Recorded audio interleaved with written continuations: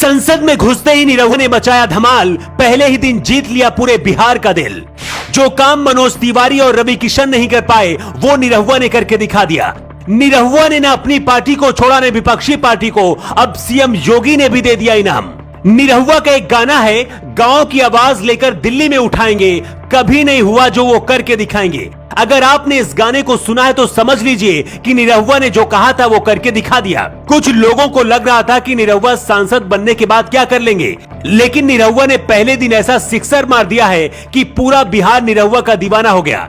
देखकर खुशी के मारे पीएम मोदी भी खुद को नहीं रोक पाए और तालियां बजाने लगे। दिनेश लाल यादव पहली बार सांसद बने हैं, लेकिन जब वो संसद के अंदर पहुंचे तो बाकी सांसद उन्हें देख रहे थे। कुछ लोगों को तो लग रहा था कि जिस तरह से सांसद बनने के बाद पहली बार डिंपल यादव भाषण देते हुए लड़खड़ा गई थी, वैसा ही कुछ निरहुआ के साथ भी होगा। लेकिन निरहुआ ने पहले ही दिन धमाका कर दिया। जिस काम को रवि किशन और मनोज तिवारी को बहुत पहले ही कर देना चाहिए था, उसे निरहुआ ने पहले ही दिन कर दिया। और अब योगी आदित्यनाथ ने भी बहुत बड़ा इनाम दिया है। जिस आजमगढ़ से निरहुआ सांसद बने हैं, ये मुलायम सिंह यादव और अखिलेश यादव का गढ़ कहा जाता है। 2019 में अखिलेश यादव के सामने निरहुआ चुनाव लड़े थे, लेकिन हार गए थे। मोदी शाह ने निरहुआ पर दूसरी बार भरोसा जताया और इस बार उपचुनाव में निरहुआ सांसद बन गए। मंगलवार को संसद में पहली बार दिनेश लाल यादव उर्फ निरहुआ बोलने के लिए उठे। हर किसी की नजर उन पर थी। पहली बार निरहुआ ने भोजपुरी को संविधान की 8वीं सूची में शामिल करने की मांग कर दी। इस दौरान निरहुआ ने कहा कि भोजपुरी 16 देशों में बोली जाती है। भोजपुरी को यूनेस्को ने भी मॉरिशस के अनुरोध पर अमूर्त सांस्कृतिक धरोहर के रूप में मान्यता दी है।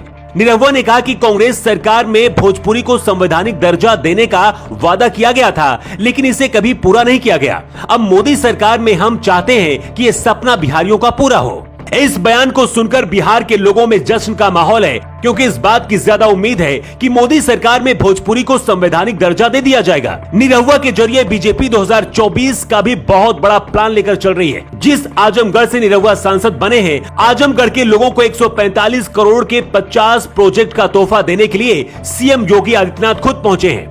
निरहुआ के संसदीय क्षेत्र में पहुंचकर योगी आदित्यनाथ ने कहा है कि एक जिला एक उत्पाद के जरिए युवाओं को रोजगार दिया जाएगा। आजमगढ़ को पैरामेडिकल कॉलेज की भी सौगात दी है। योगी ने कहा कि अब आजमगढ़ की पहचान यूपी स्तर पर होगी। रवि किशन और मनोज तिवारी भी बिहार से हैं, लेकिन भोजपुरी को लेकर इतना ज्यादा आक्रामक नहीं दिखे। अगर भोजपुरी भाषा को संवैधानिक दर्जा देने के लिए पीएम मोदी मुहर लगाते हैं तो बिहार में बीजेपी की हालत और मजबूत होगी। लोकसभा में निरहुआ ने जब से भोजपुरी भाषा का मुद्दा उठाया, बिहार के लोग बहुत खुश हैं और कह रहे हैं कि बिहार के गांव की आवाज लेकर निरहुआ ने दिल्ली में उठा दी है। जो कभी नहीं हुआ वो करके दिखा दिया है। वैसे आपको क्या लगता है, क्या भोजपुरी भाषा को संवैधानिक दर्जा मिलना चाहिए?